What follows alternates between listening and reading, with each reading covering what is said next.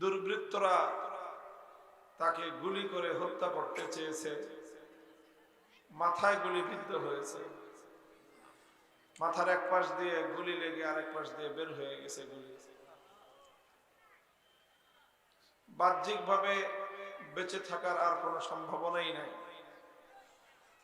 আল্লাহ পাক রব্বুল আলামিন যদি তার খাস কুদরতের মাধ্যমে যদি আমাদের এই ভাইকে হায়াত থেকে থাকে, আল্লাহ রাব্বুল আলামিন কুদরতের মাধ্যমে তাকে বাঁচিয়ে দেন।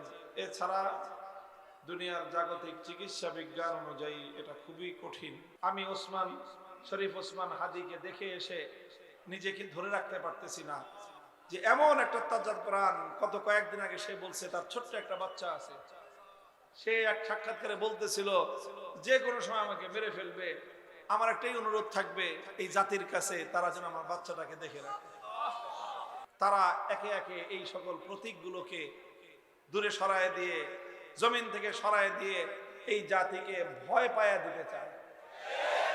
তারা দেখতে চায় এই দেশ, এই জাতি ভয় পায় কিনা। যদি ভয় পায়, যদি তুমি ভয় পাও তবে তুমি শেষ, যদি তুমি রুখে দাঁড়াও তবেই তুমি বাংলাদেশ। নিয়তকে খালেস করেন, আল্লাহর জন্য জীবন দেন, আল্লাহর জন্য যৌবন দেন, আল্লাহর জন্য ত্যাগ আর কোরবানি স্বীকার করেন, আল্লাহর জন্য জেল খাটেন, আল্লাহর জন্য জুলুম সহ্য করেন। এটা অনেক অনেক অনেক বেশি দামে আল্লাহ কিনে নেবেন, অনেক মূল্য দিবেন। আল্লাহ যেই মূল্য দিবেন তার 1,00,000 কোটি ভাগের 1 ভাগ মূল্য আর কেউ দিতে পারবে না। কাজেই জীবন যখন বেচবো কার কাছে বেচবো? যৌবন যখন বিক্রি করব কার কাছে বিক্রি করব? হাক্কানি আলেমদের কাছ থেকে জিজ্ঞাসা করে নেবেন। শুধু এতটুকু পরামর্শ থাকলো, যারা উলামায়ে কেরাম, যাদের উপরে আপনার আস্থা বিশ্বাস আছে। আবার আলেমদেরকে চিনার জন্য একটা কথা বলি, যেই সকল আলেমদের মধ্যে দেখবেন আল্লাহর ভয় আছে, দুনিয়ার ধান্দা কম আছে, ওই সকল আলেমদের সাথে পরামর্শ করবেন। মুহতারাম হাজিরিন, এলোমেলো বিক্ষিপ্ত কিছু কথা বললাম। আমার শুরুতে যেই কথাটা বলেছিলাম, আসলেই মানে একটা কথা বলার যে আপসেট হয়ে আছি, অত্যন্ত মর্মাহত। আমাদের মন হৃদয় ভেঙ্গে চূর্ণ বিচূর্ণ অবস্থায়। আমি আপনাদের এখানে আসার আগে ঢাকা মেডিকেল কলেজ হাসপাতালে ছিলাম। সেখানে জরুরি বিভাগে মুমূর্ষ অবস্থায় আমাদের এক ভাই চিকিৎসাধীন। আজ দুপুরবেলা গুলিবিদ্ধ হয়েছেন বাংলাদেশের দেশপ্রেমিক, ইসলাম প্রেমিক, সত্যের পক্ষে অকুতোভয় এক কণ্ঠস্বর, অন্যায়, অবিচার, জুলুম, আধিপত্যবাদের বিরুদ্ধে দুঃসাহসী এক ব্যক্তিত্ব, এক যুবক, এক তরুণ, জনাব শরীফ ওসমান হাদি।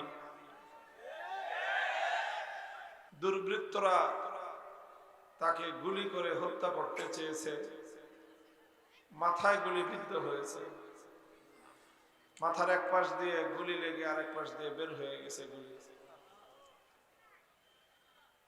বাহ্যিকভাবে বেঁচে থাকার আর কোনো সম্ভাবনাই নাই।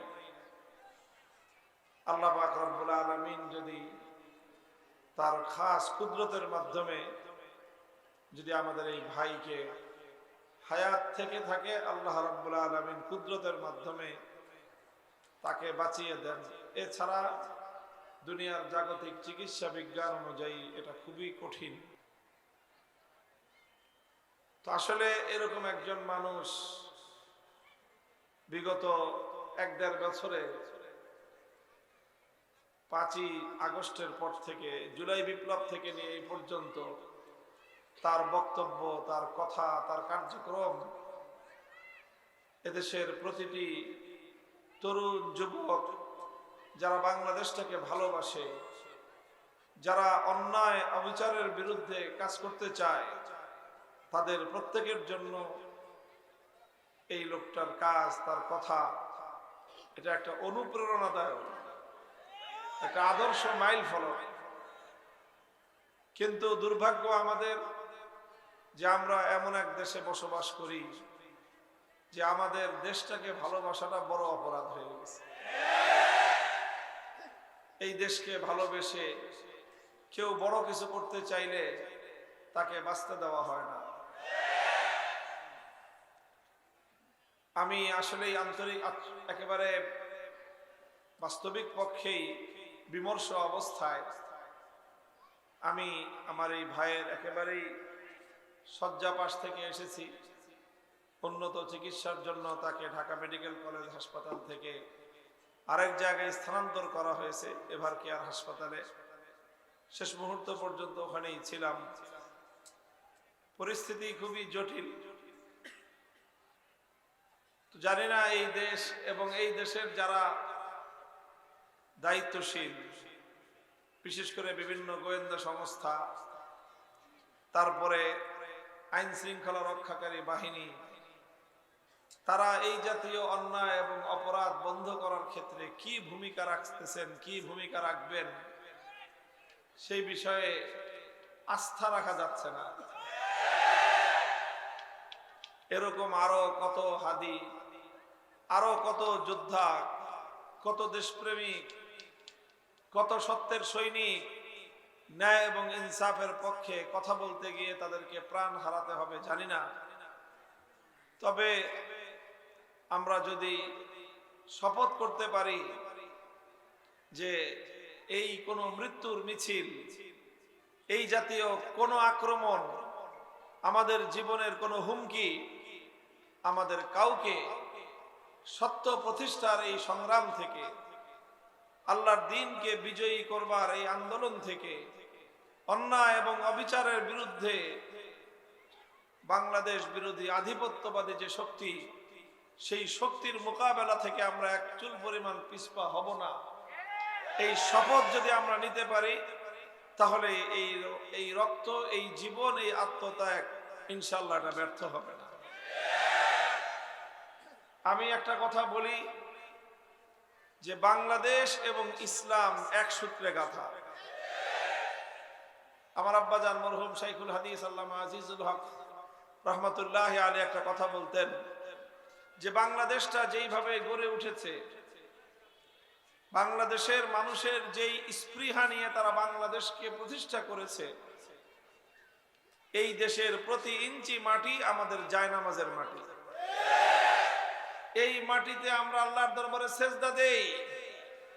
190 বছর লড়াই করে এই মাটিকে ব্রিটিশের গোলামীর জিঞ্জির থেকে আজাদ এবং মুক্ত করা হয়েছে। এই দেশটাকে গড়ার জন্য তৎকালীন সময়ে পূর্ববঙ্গকে, যেটা মুসলিম প্রধান এলাকা ছিল, এই মুসলিম প্রধান পূর্ববঙ্গকে পশ্চিমবঙ্গের আধিপত্য থেকে মুক্ত করার জন্য আমাদের পূর্বপুরুষরা অনেক লড়াই সংগ্রাম, অনেক কিছু করেছেন, ত্যাগ কোরবানি স্বীকার করেছেন।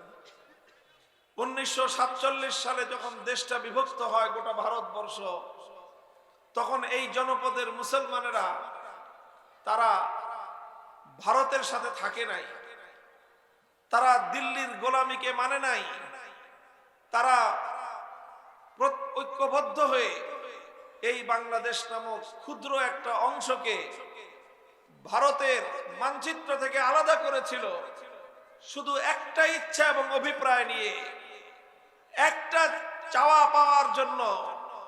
সেটা ছিল যে আমরা এমন একটা দেশ পাবো, এমন একটা রাষ্ট্র আমরা পাবো, যেই দেশ, যেই রাষ্ট্র এটা অনেক বড় না হতে পারে, অনেক সম্পদশালী না হতে পারে, অনেক শক্তিশালী না হতে পারে, অনেক দারিদ্র্যের কষাঘাত থাকতে পারে, অনেক অভাব অনটন থাকতে পারে, আমরা না খেয়ে থাকা লাগতে পারে, কিন্তু শুধু একটাই প্রত্যাশা ছিল, একটা দেশ হবে যেই দেশের সংবিধান হবে ইসলামী সংবিধান, যে দেশে আল্লাহর কোরআনের বিধান চলবে, যে দেশে ইসলামী শরীয়তের শাসনতন্ত্র প্রতিষ্ঠা হবে, ইসলামী নিজাম কায়েম হবে।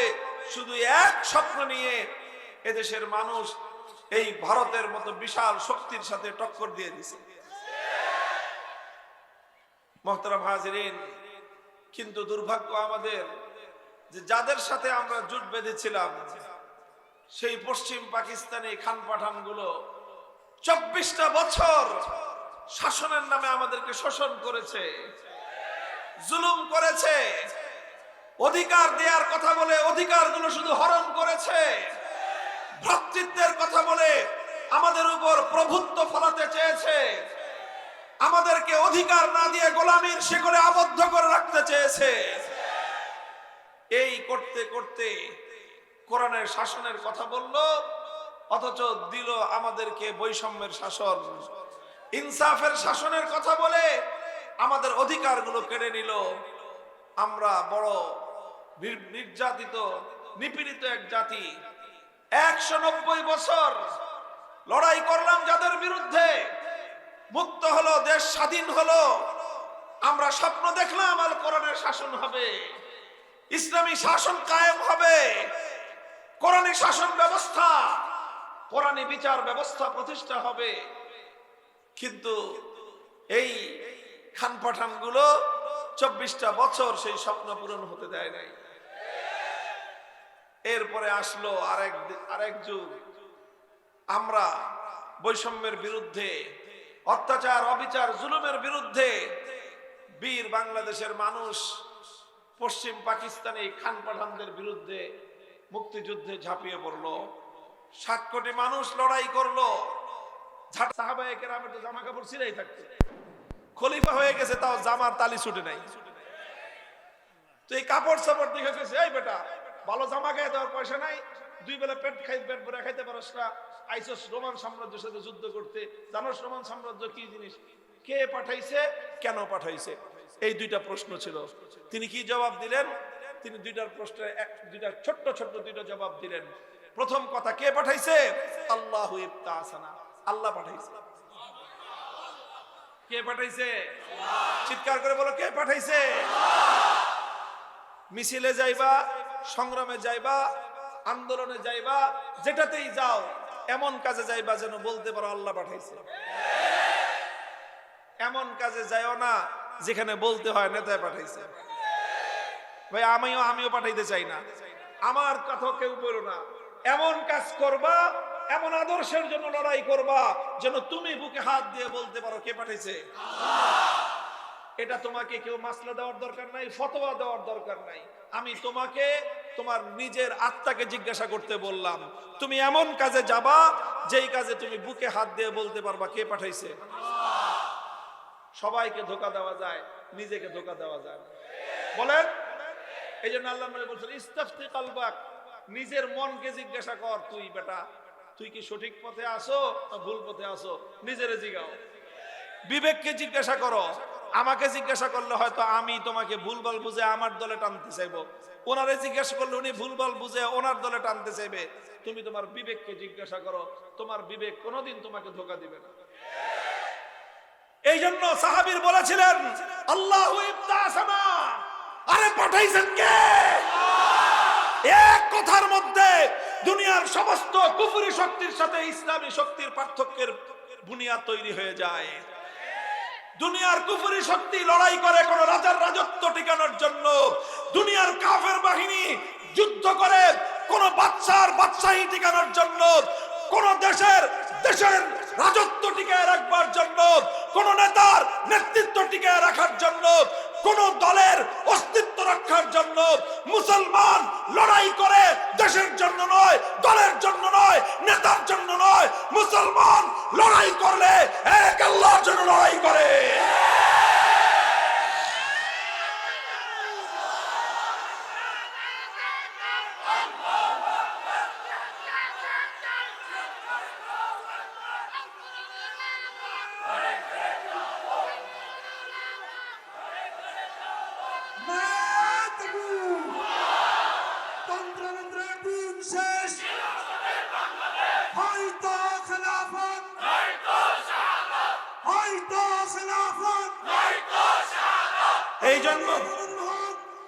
এই জন্য সাধারণ জনতা, ইয়াং জেনারেশন আমার তরুণ ছাত্র এবং শ্রমিক জনতা, বিশেষ করে আমি তোমাদের এই দুই শ্রেণীকে লক্ষ্য করে আমি বলছি, আবার বলছি, ছাত্র এবং শ্রমিক জনতা, জুলাই বিপ্লবের মাধ্যমে দুনিয়াকে দেখা দিয়েছে বাংলাদেশ কি জিনিস।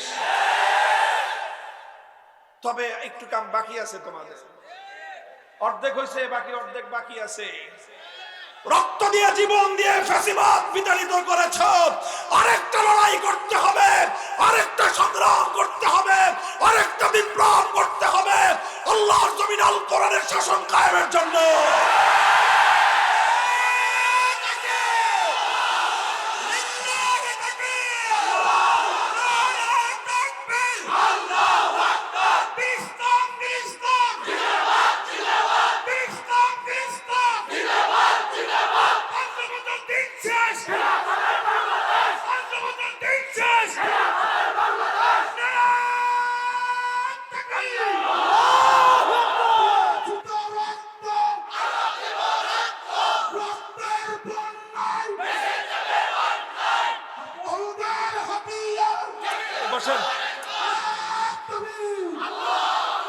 মুহতারাম হাজিরিন, নিয়তকে খালেস করেন, আল্লাহর জন্য জীবন দেন, আল্লাহর জন্য যৌবন দেন, আল্লাহর জন্য ত্যাগ আর কোরবানি স্বীকার করেন, আল্লাহর জন্য জেল খাটেন, আল্লাহর জন্য জুলুম সহ্য করেন। এটা অনেক অনেক অনেক বেশি দামে আল্লাহ কিনে নেবেন, অনেক মূল্য দিবেন। আল্লাহ যেই মূল্য দিবেন তার লক্ষ কোটি ভাগের এক ভাগ মূল্য আর কেউ দিতে পারবে না। কাজেই জীবন যখন বেচবো, কার কাছে বেচবো? যৌবন যখন বিক্রি করব, কার কাছে বিক্রি করব? আমি ওসমান শরীফ ওসমান হাদিকে দেখে এসে নিজেকে ধরে রাখতে পারতেছি না যে এমন একটা তাজাদ প্রাণ। কত কয়েকদিন আগে সে বলছে তার ছোট্ট একটা বাচ্চা আছে, সে এক সাক্ষাৎকারে বলতেছিল যে কোনো সময় আমাকে মেরে ফেলবে, আমার একটাই অনুরোধ থাকবে এই জাতির কাছে, তারা যেন আমার বাচ্চাটাকে দেখে রাখে। তো তার মধ্যে আমি সত্যের একটা সন্ধান দেখেছি। ইসলামের জন্য একটা ভালোবাসা ছিল, আলেমদের প্রতি পরম মহাব্বত ছিল। আমি যখন জেলখানায় ছিলাম তখন থেকে দূর থেকে আমাকে ফলো করতো সে। তো আল্লাহ পাকের কাছে আমরা সকলেই দোয়া করব, আমাদের এই ভাই, সে একটা প্রতীক জুলাই বিপ্লবের। যারা জুলাই বিপ্লবকে সহ্য করতে পারে নাই তারা একে একে এই সকল প্রতীকগুলোকে দূরে সরায় দিয়ে, জমিন থেকে সরায় দিয়ে এই জাতিকে ভয় পায়া দিতে চায়। তারা দেখতে চায় এই দেশ, এই জাতি ভয় পায় কিনা। যদি ভয় পায়, যদি তুমি ভয় পাও তবে তুমি শেষ, যদি তুমি রুখে দাঁড়াও তবেই তুমি বাংলাদেশ।